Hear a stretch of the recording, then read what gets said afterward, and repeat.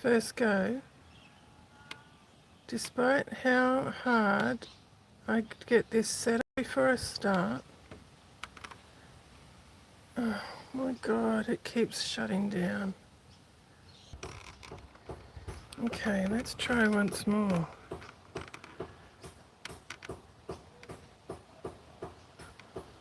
I don't know how I can get this to... how I can get it all prepped and set up without... as soon as I click the live button it resets and throws the zoom right out, and yeah, it's frustrating me. Anyway, one day, hopefully, I'll have it worked out and I won't have to go through this rigmarole every time I try and show you something. Now, once again, I must apologise for the poor lighting. Maybe I can reach in the door and switch on this light. Bear with me for a second, if you will, so I can try that. If I can get in, which maybe I can't. Oh, bum. I can't get in, I'm sorry. It doesn't really help that much anyway. It is overcast today, and as usual, the lighting is still much better out here than inside. So what I wanted to show you today was I finally started my pouch. This is this underlay, this bottom piece was a finger towel. So that's the back end of it. The other half that was down here had this flower on it, and the other flowers, there's another one here. So they were on the other half of the towel. What I was thinking, I don't know if this will work, was that I would use that as a feature and maybe just stick a print behind there to, yeah, use that as a feature. What I've done here, this piece from the finger towel was the first piece I laid down. Now you can probably see large clumsy green stitches on here. There's green ones, there's white ones, now they're just my tacking stitches, and the reason I've done that is to hold things in place before I stitch them down. I can rearrange them and still move them around, which is exactly what I've done. This was the first piece to go down, as I said, and this piece here. Now this piece was from a large doily that a friend gave me, and it had already been cut up. So that made things so much easier for me.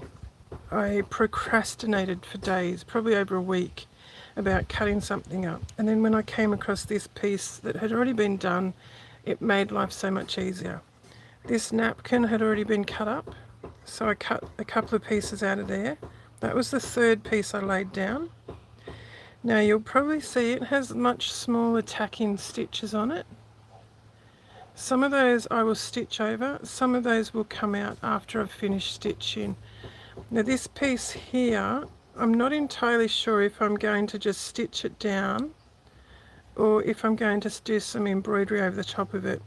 This is a piece of that same napkin, just that one flower, and if you can see there, I have actually started to stitch over it.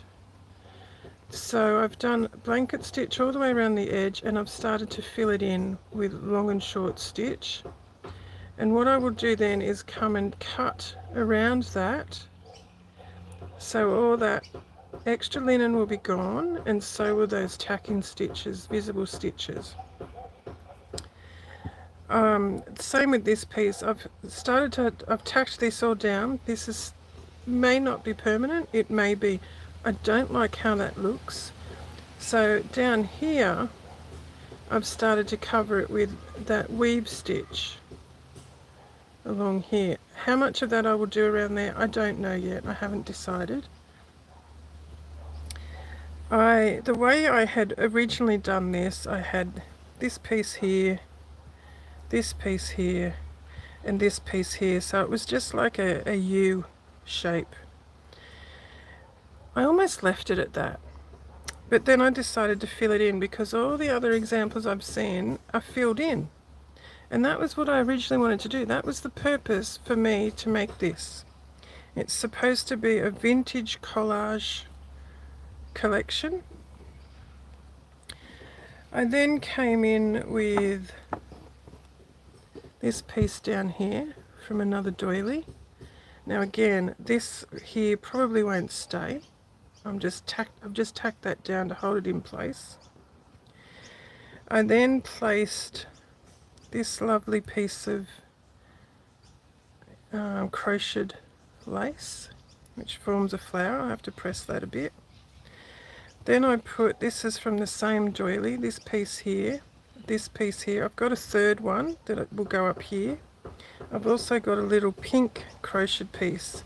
I might put some pink bits around the whole piece. I will probably be coming in and doing more of the weaving stitch and other stitches. This is a piece of lace I've added. I'm not entirely sure if that piece will stay. I'm not convinced it fits in yet. It sort of balances the brown over here. This was the last piece I've done. I'm not entirely convinced I like this piece of lace, but I think it's going to stay because I have stitched it all along here and I've started stitching. I've stitched all along this edge and I've started stitching back in here, and then I've got to come and do some more stitching. So that's pretty well, that's stitched down. That's not going to go anywhere. Now this is a good example of why I've done these big tacking stitches on these pieces. So as I mentioned, I'd done this piece first. I wasn't sure I was going to do any more, so I have undone the tacking to tuck this underneath. Also along here I've undone this to tuck this and these pieces underneath. I've undone all down that side and tucked all these pieces of fabric underneath. I think I will do running stitch or Kantha stitch on these bits of fabric. I've also started to needle turn these pieces here. I've done that edge there. I've started here, but when I get to here I'm not sure what I will do because it's going to be more difficult to needle turn these embroidered bits here. I've got this is a vintage yo-yo from Beck of So Be Curated. These pieces are from Beck. This is from a scrap pack from her. The rest of it is pretty well from my stash, I believe. This was gifted to me. Most of these were probably gifted to me, to be honest. I've had them for a while. So as I said, these big stitches, you can see these big miscoloured stitches will not stay. The other thing I'm struggling with is this shape here. I don't think I want it to cover so much of this piece. But if I move it over too far, it's centralised, and it's unbalanced if I centralise it. It's not right. So what I'm thinking, what my plan is so far, if it will work, is, and this may not work how I'm thinking in my head, put a little strip of print down this side so I can accentuate this scallop. And then this will probably or possibly be one side of the pouch. On the other side, I'm intending to just place a doily. Now I understand that I probably won't get one that exact size because I want to use an embroidered one. So I'll possibly have to place some print underneath. This little pouch is becoming a bit larger than I thought it would, but that's okay. So I do have a piece of iron-on pellin on the back to give it a bit of structure.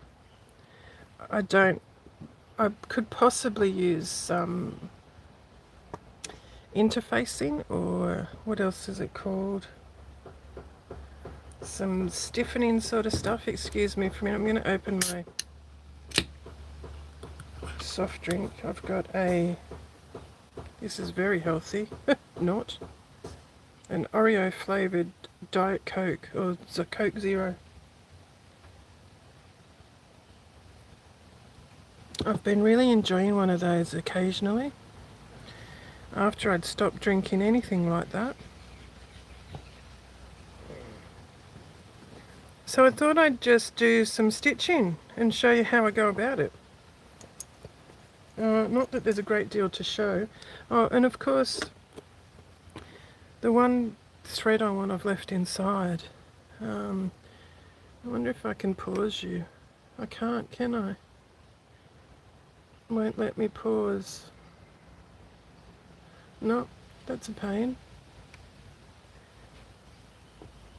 I've got a neon pink stranded cotton that I was planning on putting around here for a bit of pop. But that's okay. Looking at this now, I'm not sure if these will all stay where they are, these crocheted bits and that bit of lace. But that's the tacking stitch. So that tail's just hanging because I was going to tack that back down. I haven't finished stitching this yet. That's not what I wanted. Of course, the cotton I was using has gone AWOL.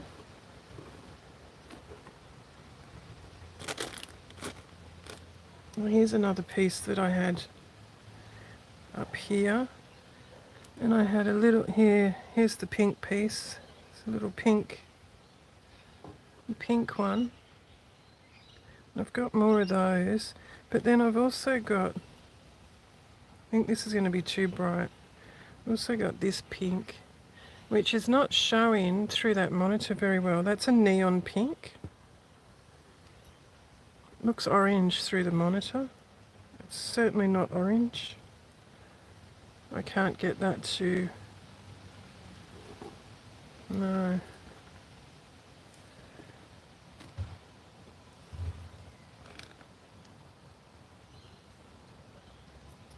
So I think for now I will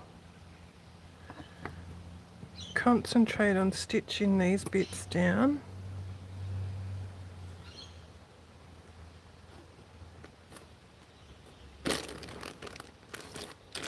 Of course that cotton's not there, is it?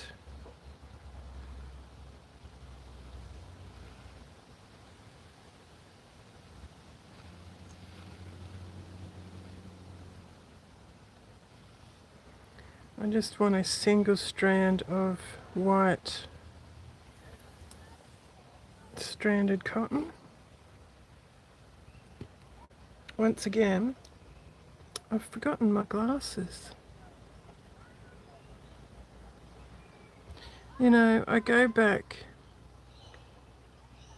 over these videos, these vlogs, if you will, and I think, oh my goodness, my voice is atrocious. It's so boring and droll. But I do actually try quite hard to be calming and not get too excited, because I want this to be a nice, calming, relaxing space for you to come.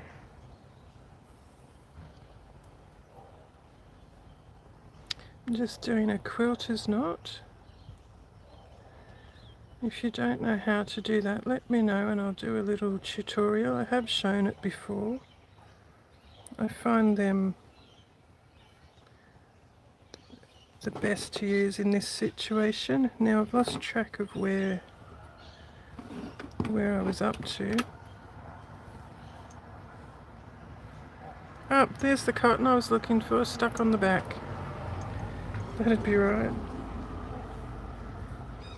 Up in here somewhere. There we go. This bit. The children down the road are on their way home from school and Willow likes to call out to them. If she's outside, they'll stop and talk to her. Now, you can see that tacking stitch is there, so I'm just going to pull that out of the way. What I'm doing here, I'm basically just stitching down this piece of lace. I've already stitched down this side, down here, and I've stitched around the bottom, all the way around the bottom here, and then I've stitched back up here, and now I'm coming along here. Now I'm doing this, I like to make sure it's stitched down, like it's well and truly stitched down. Some people think that I go overboard, but in my mind I think if I was to buy this and I was to use it, I want to be able to use it without fear of it lifting, falling off, coming unstitched, or, you know, I don't want it to fall apart. So once again, I'm pulling this tacking stitch out of the way.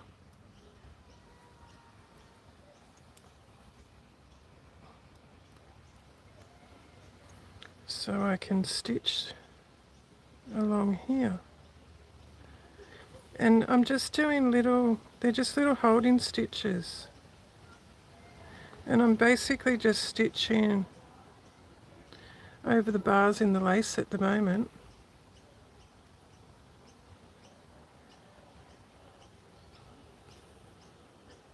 So just every second bar, I was back stitching and catching every single bar, but then I thought that was a bit of overkill. And the white stitch on this vintage lace is quite noticeable too, and that's not really what I wanted. Okay, so that's stitched down. Now I will run my thread underneath the wadding at the back and come up here. I'm just coming out of this eyelet in the lace and I'll just tack that down there.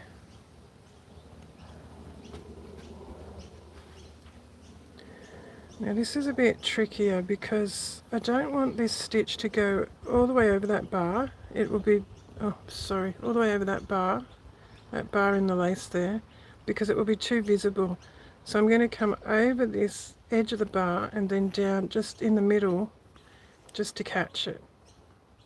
I'll go to the next one. I'm keeping it as close to this edge as I can because it will be stronger on that stitched edge as opposed to through the middle of the bar, across the middle of the bar there. I've got a mosquito bite in my face and I'm allergic to them. Well, not allergic, I get a reaction to them. Sorry, I react badly to them. Or poorly even. Now don't be afraid when you're stitching to manipulate your fabric. Turn it around, get it where you want it to make it easier. Again, coming up the center of that bar. I'm a bit far from that edge there on that one. Next bar, just tacking it, pinning it down.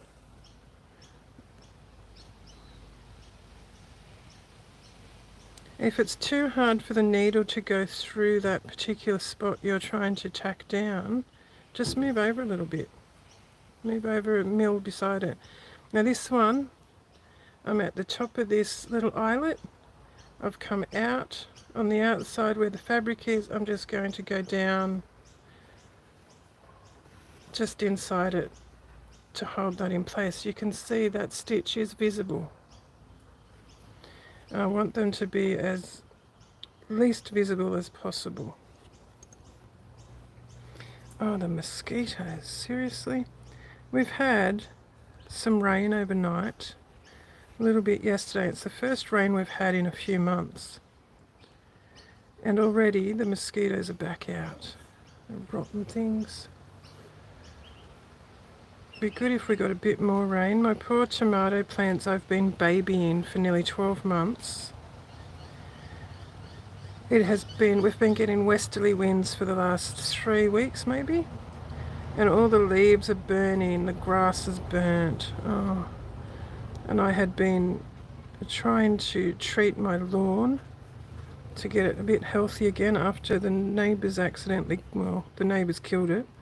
Whether it was an accident or not, I'm not sure yet. They had contractors in and I just don't think the contractors cared, to be honest. I've also had the realtor turned up about 20 minutes ago. It'll be longer than that because we've been on here for 20 minutes. And put a sold sign on the house next door. So I guess that's a good thing. I just hope we get kind neighbours this time. Kind neighbours that are quiet and don't have loud parties and don't have hordes of people coming day in, day out. Don't abuse my dog and just don't do mean things. That would be lovely. I mean, we probably all would wish for neighbours like that, wouldn't we?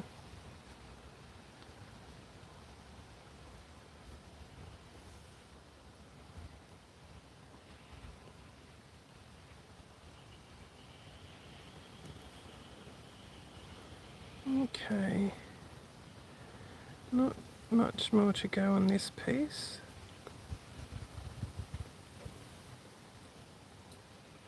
Imagine it must get quite boring listening to me doing this. What can I talk to you about while I'm stitching? I started rehab this week after my fall and concussion injury back in June when my dog knocked me over. So I finally got into a rehab program. So I've been doing physiotherapy and hydrotherapy and exercise physiology, and I've requested to see a dietitian as well. And I thought I was doing really well, but in actual fact I'm doing a little bit too well. When I get in the pool's heated. It's amazing. 35 to 37 degrees in the pool.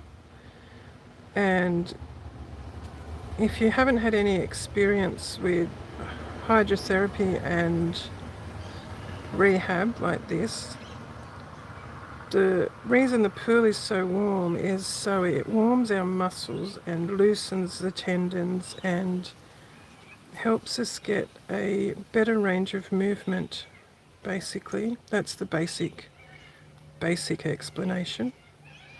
I'm taking that tacking stitch out again because it's in the way. So the pool's nice and warm. You hop in, you feel fantastic because all of your body weight has been lifted. You don't have that strain and stress on your joints. And now this side is a little bit different because this is folded under. So if you can see, there's actually a double piece of lace in there. So what I want to do is try and catch both of those pieces of lace while I'm stitching this piece down. So yes, you get in the pool, we do pretty well what they call a circuit. So you start off with walking, doing laps of the pool, frontwards, backwards, sideways, and so on. And then we do steps and lifts and crunches and curls and squats and push and pull. And I also do sit-up push-ups in the pool. And it's the first time I've ever been able to do push-ups in my life. And as I said, while I'm in the pool, I feel amazing. So I spend the whole hour just going, doing the exercises. I don't rest. They actually stop me to have water while I'm doing it because I don't think of having water. I'm just concentrating on doing my hydrotherapy. I get out of the pool. As soon as you start to walk up those stairs and your body comes out of that water, you can feel it straight away. You hop under a warm shower just outside the pool, you go and get changed, and then you move on to your next station, which is usually physiotherapy or exercise physiology or something. Now yesterday they told me that I need to rest over the weekend because I've been pushing myself too hard. So I'm not sure if that was a good thing or not. I'm just so keen to get some of my health back again. And yeah, it's very frustrating, very frustrating. So for now I'm going to leave these tacking stitches at the top to hold that in place. I'm not sure if I will keep that edge turned over. I probably won't, but I've done it there because it helps keep it out of the way while I am stitching.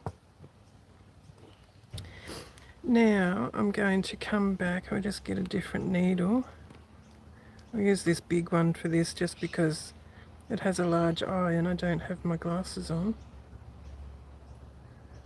Well, it's not necessarily the best needle to use for this exercise.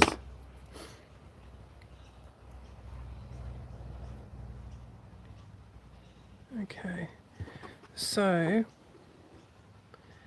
that's the tail on this piece. I'm just going to roughly tack this piece back down for now so it's not in the way. And they're just quite big stitches, just tacking stitches. Try and go between the holes in the lace so we don't do any more damage to it. It is a vintage lace, it is very fragile.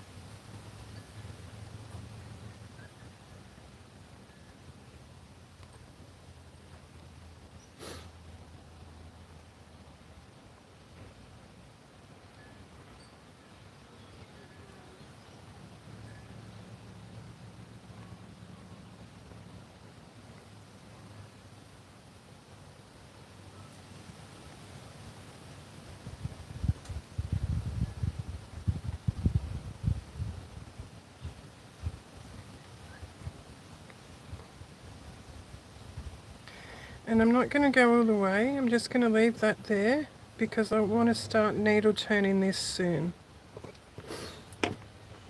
Now, I think I want to start the running stitch or Kantha stitch in these fabrics. My issue now is what type of thread will I use to do that? And what colour will I do that? I feel like I want to use something a bit heavier than stranded cotton. I could use one of these sorts of things. There's no colours in that bag that are appropriate.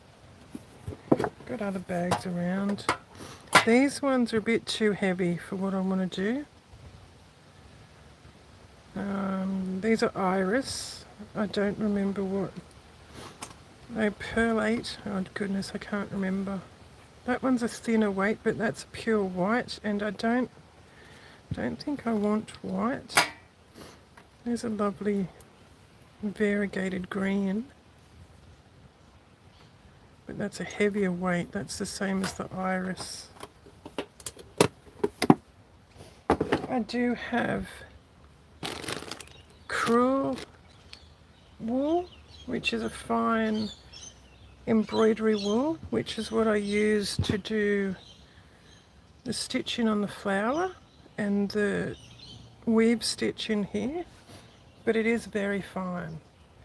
It's very fine for needle weave, for weaving stitch, that's for sure.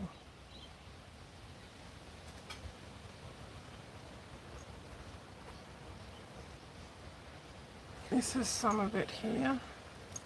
I've got different brands, and it looks quite thick here. It's just a 2-ply, beautiful fibre, but once you start stitching, it's quite fine.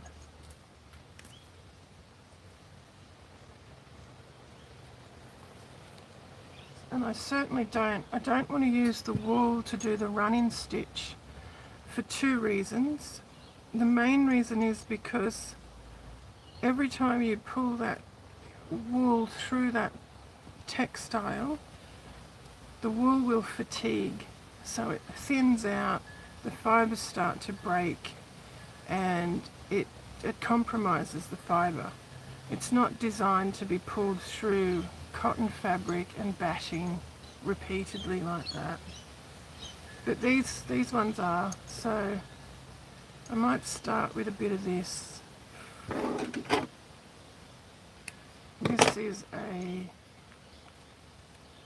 This is a crochet cotton, and it is I should know by heart what these all are. I've had them for years. I use them all the time. I'm doubting myself. I want to say it's a number 20, but it might be a number 40.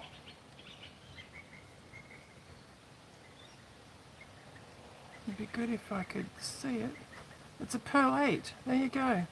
I was originally going to say pearl 8, and I thought, no, it's not pearl 8. Pearl 8's thicker. What a noodle head. Anyway, so we want another. That one's too big. That's a crewel needle. That one's a bit too small because I won't get it through the eye of that needle. I don't have my needles labelled anymore. I used to know what they all were, but I tend to forget these days. That one might work. It has a larger eye. It's got a nice sharp point. It's a little bit thicker, so it will make room for that thread to be pulled through. When you're choosing a needle, you want one with an eye large enough for the thread to fit through, but not too big that it's going to damage the fabric each time you pass it through. So your ideal needle should push a hole in the fabric big enough that that thread will come through without doing damage to the fabric, but the fabric will still close in behind it. So you don't want the eye too big, you don't want the shaft too big. If you're doing embroidery with thread, you usually want a point to pierce the fabric, but you don't want doing another quilter's knot. Then we're going to different lengths, different, you don't want a beading needle, for example, that's really long, or a milliner's needle if you're doing short embroidery stitches. So I might start with this red and white check because I want white on it, I think. And I will start along here and follow this check line. I don't do a traditional Kantha stitch in that I don't do the single movement like this and pick up so many stitches at once. I don't like the effect of that. So if you can see, apart from the fact that it pulled that tacking stitch through, it sort of gathers your fabric in slightly, especially if you don't have it in a frame.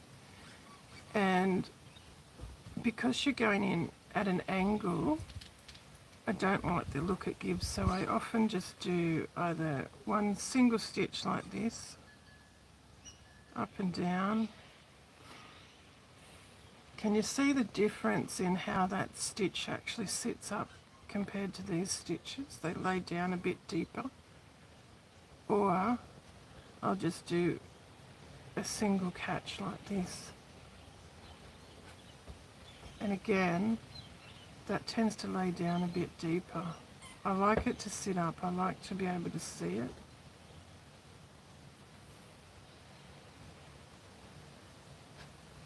I'm just going to go over the edge of that red and white, and I will come back possibly later. I don't know if I will or not, because I've left a raw edge here. I'm not sure if I'll blanket stitch along there to give it a neater finish, or if I'll just leave it like that with the blanket stitch, with the run-in stitch. Now I'm going to try and come up and run along the middle of that red stripe now.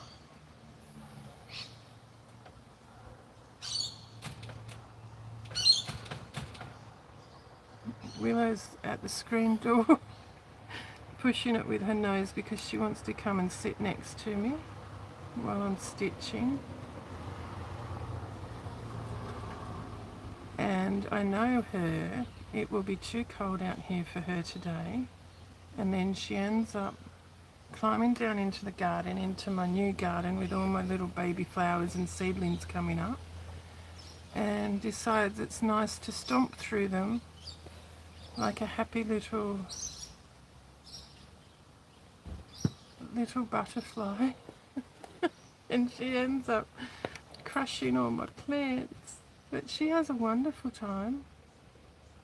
And I've been trying ever since she joined my life to get some flowers to grow in there again. And this year's the first time I've planted it out again since she came to join us. She's such a funny little character. A funny little 65 kilo character.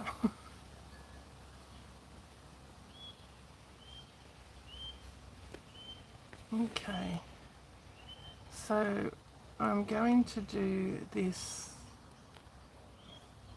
I can see a rogue thread that's come off the fabric.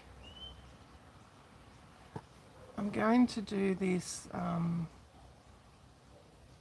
red and white check with this white perlate. I think I'm going to have to pull that tacking stitch out because it is going to get in the way. So I'll just cut it on this side and pull out the one next to it, and then pull out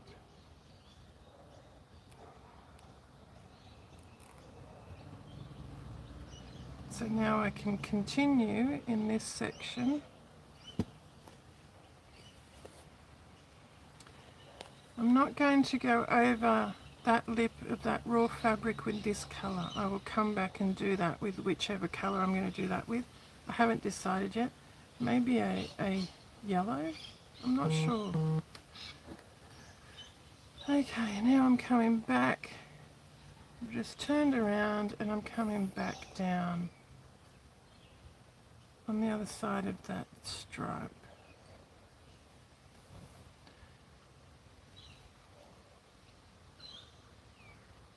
might even end up using the white to do all along this side yet. I don't know. That's, you can see that's not white. That's a cream or an off-white background on that, which makes me think that I need to pick a different colour. I could potentially do white on this piece because those flowers are... I hope I'm still on the monitor. I've sat down and I can't see. I'll just get up and check. That's where I was stitching, isn't it? Oh yes, you should still be able to see. I'll stand up for a bit so I can make sure you can see what I'm doing. It is getting dark though, isn't it?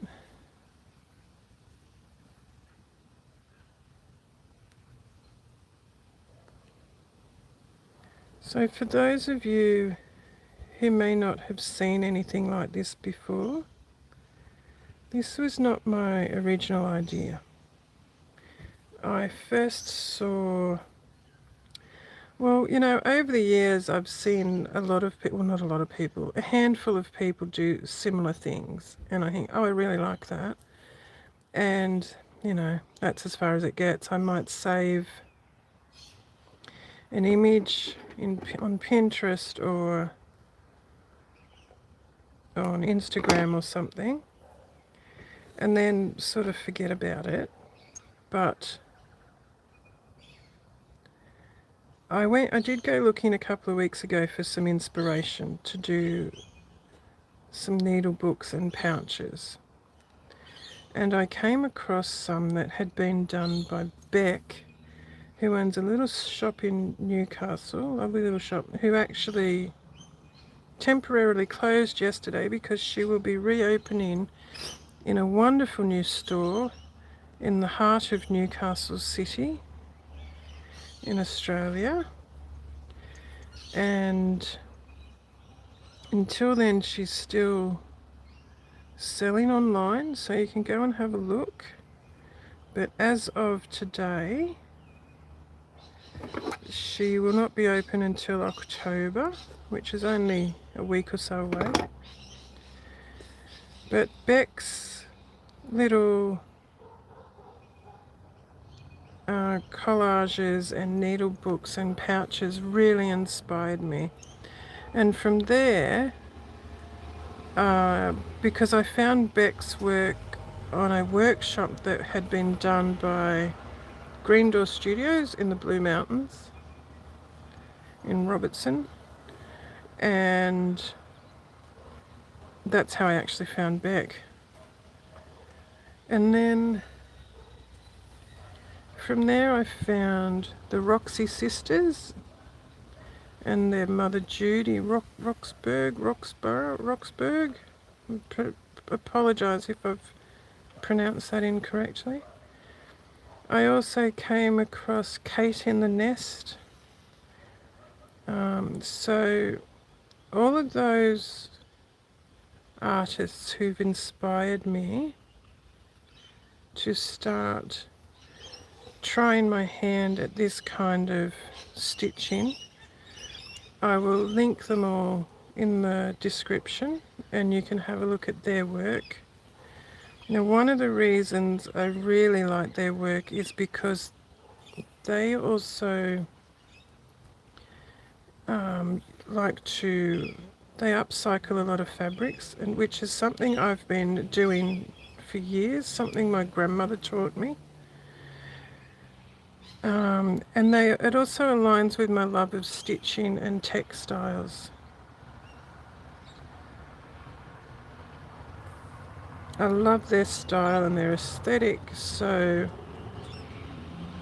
it only seems natural that I adopt parts of their techniques, or well, their style at least, and incorporate that into my own ideas, because as I mentioned, they've inspired me. Their work has inspired me so much. I was in a bit of a funk after I had my accident. I had a concussion accident back in June. I found it very difficult to get creating again. And these lovely ladies have helped me find my creativity once again. And I'm very grateful to them for that. I mean, you know, sometimes we naturally have a lull in our creativity, but I was becoming increasingly frustrated because I just couldn't get. Now, I'd like to show you this. I've got a knot on the back here, and some people will just go, oh bugger, I've got a knot, and cut it off. But if you just gently pull at it, doesn't always work. There we go. It's gone through now. Sometimes you have to go a bit further and use your needle to untangle it. But I always try, I need to pull out that tacking stitch. I always try to get the knot out before I just go cutting up. I must have caught that tacking stitch with that stitch there because it's not coming out, so I'm going to have to snip that one, and it still won't come out. Make sure if you're snipping like that not to do what I often do and cut your working thread off. And some people won't like to work like this because I do have all these bits of tacking threads hanging. I do usually tie them off, not tie them off, I do a couple of holding stitches and then cut the tail off. But because I've been lifting pieces, I do have a couple of pieces hanging, and because I'm working on this piece, I have another piece hanging. Now you can just see, you might be able to see, there's a tiny bit of green just there at the tip of my needle where I have caught that tacking stitch. I'll turn it over and see if I can work that out with the needle.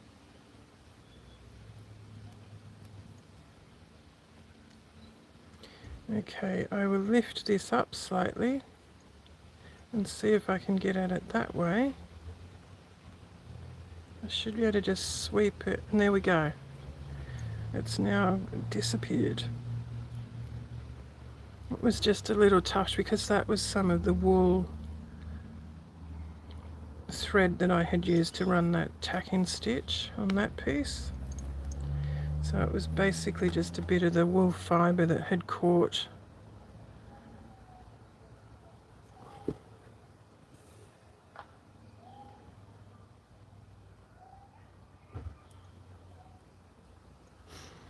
Here is another tail. There's two tails here. So I might just, it might be time. I wanted to keep those tacking stitches there because I don't want those pieces of fabric opening up while I'm stitching.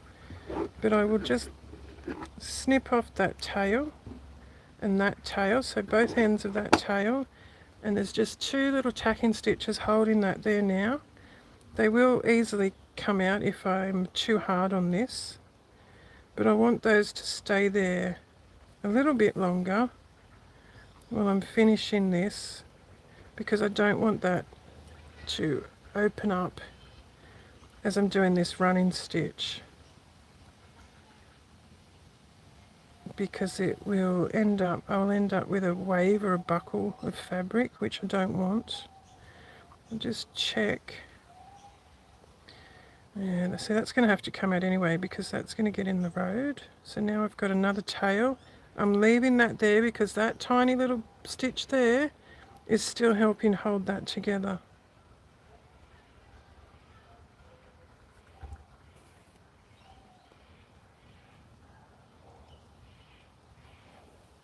I'm getting a bit wonky now. I'm up close to the edge, so that fabric overhangs quite a bit. Again, I'm still trying to follow that printed line on the fabric. This is a printed check, not a woven one. I'm going to have to pull that out. And look, it's all going to have to come out because it's in the road now. Okay. Let's see how much more up. I've just stitched that back through that tail I just pulled out.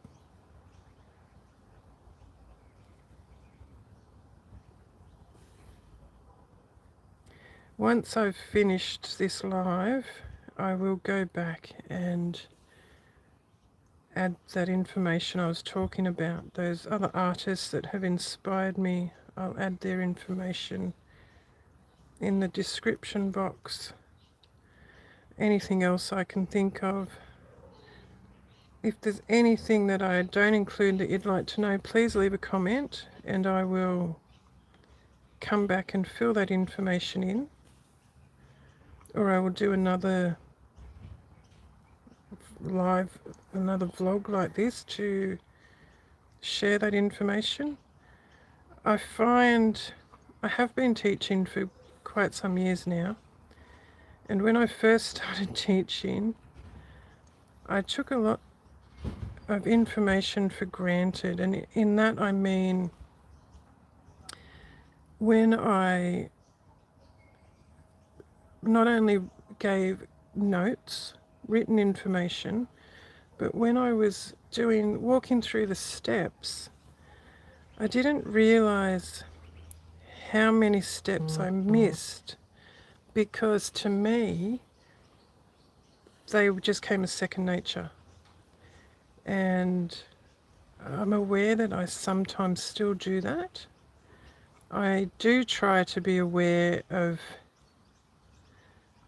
giving as much information as possible, but sometimes I will just skip over a step or a technique or something because I've done it so many times, and it just becomes like second nature to me, that I think I just assume that everyone just knows how to do it.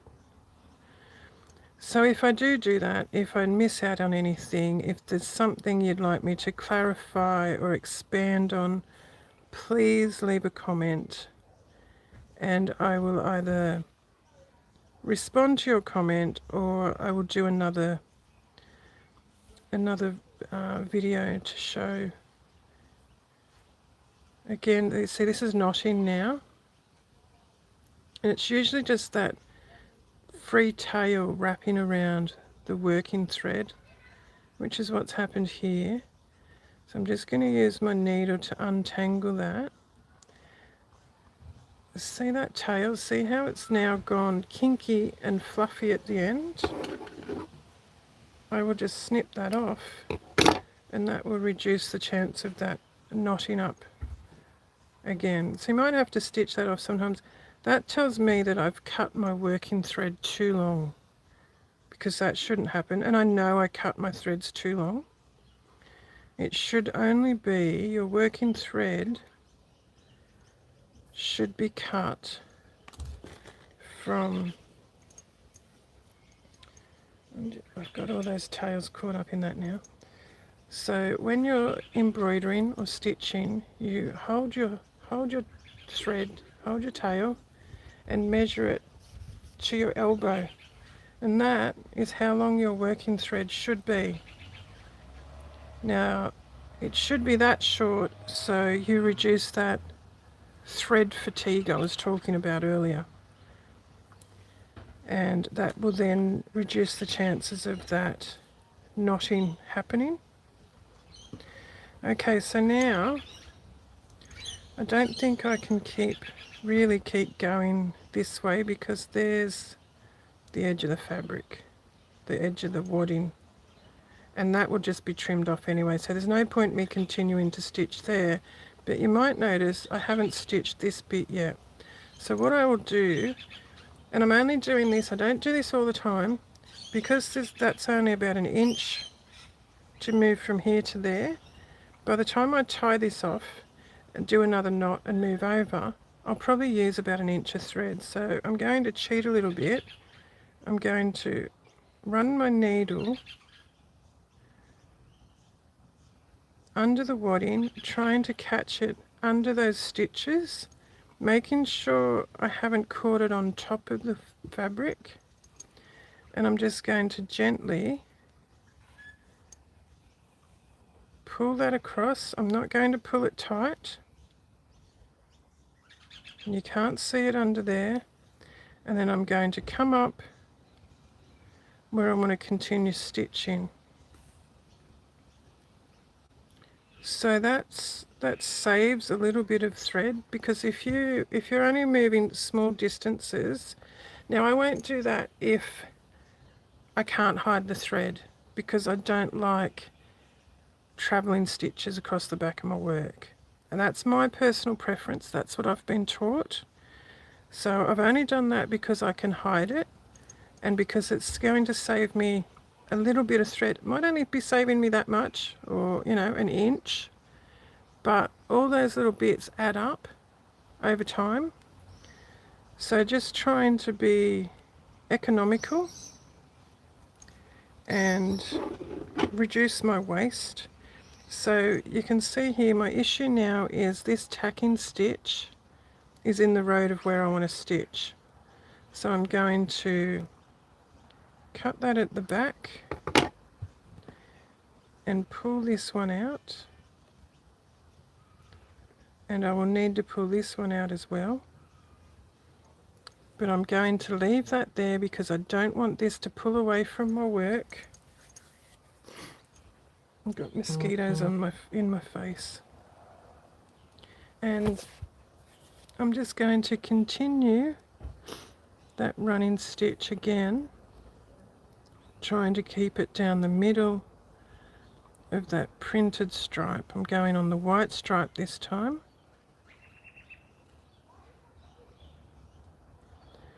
That sounded like a sea osprey. We have a pair of breeding sea ospreys around our local area, and sometimes they fly over the house here. And I just heard one call out, which is pretty cool. They have, I'm not sure if it's the same pair, but there's a pair on the other side of the lake. They have a nest, a beautiful big nest, at the top of a pine tree that you can see from the road and the restaurant across the road from it. I'm turning around again, and I'm going to now work up right on the edge of that red line.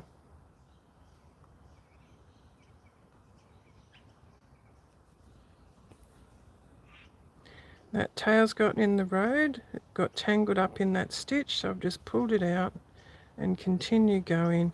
You can, if you want, if you find it easier, you can take a pin, put a pin in your work next to that tail, and then work that tail in a figure eight around the pin to hold it out of the way. But then I find I just get tangled around the pin. Unless it's a much longer piece, I usually don't worry about that. But that's one little tip or trick that you can utilize if it's bugging you.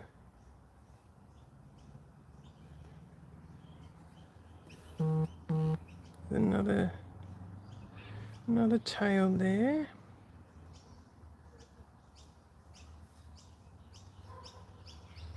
Where is the back of it? There we go. And I need to come... I don't need to go in there. I can lift that up. I can lift that piece up and stitch to ensure that... Just to make sure, I don't think it will be seen, but I'd prefer to do it if I can. See, this, in reality, this should have all been done before I added this. But because I didn't think I was going to add this, and I've come back later. I need to keep lifting bits up and moving bits around to make sure it's all layered in a nice aesthetically pleasing way.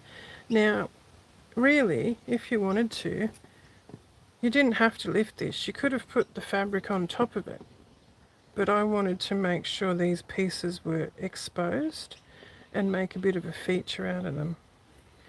So I'm lifting them up as I go at the moment. I've lifted those tacking stitches up so I can do that. And some of this bit will be seen because that shape dips in there.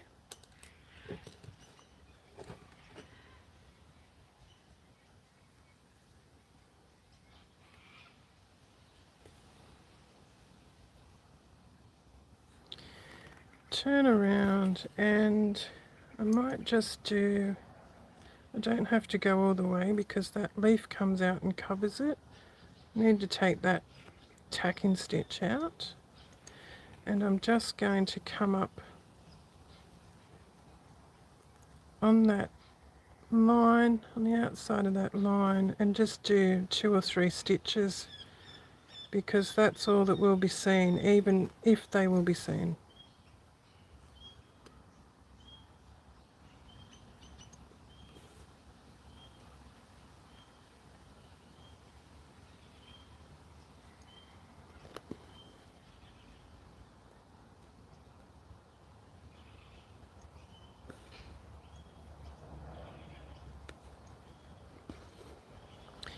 And that's all I'll do for that, for the white bit on the red and white. I will end that off now. This is probably not the best way to end off.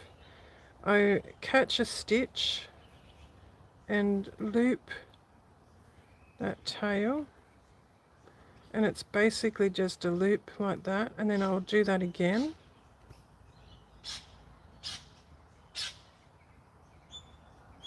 So now we have a knot. It can get a bit bulky. Then I'm just going to run my needle under that knot, under that pellin, under the wadding, under those other stitches in that straight line, and then cut that off.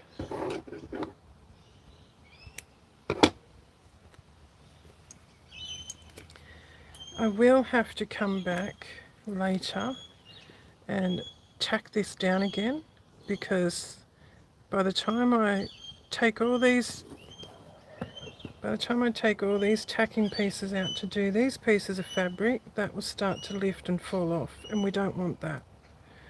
So where's that little one I had? There's a tail. That tail is up here. So that one can, that's not going to be much use to us there.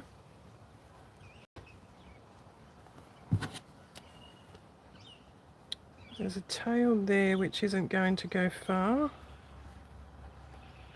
And that tail's been cut off. Oh, yeah, no, that one's all the way up there. So what I can do is get,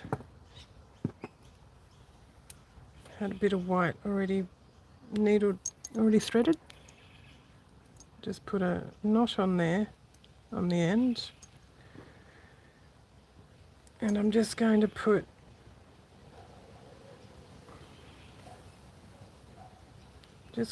tacking stitches along this leaf again.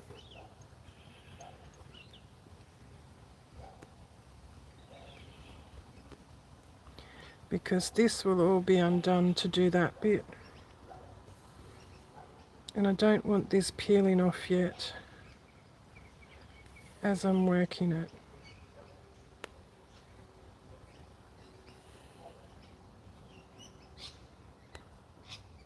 Oh, the mosquitoes, they're up my legs now.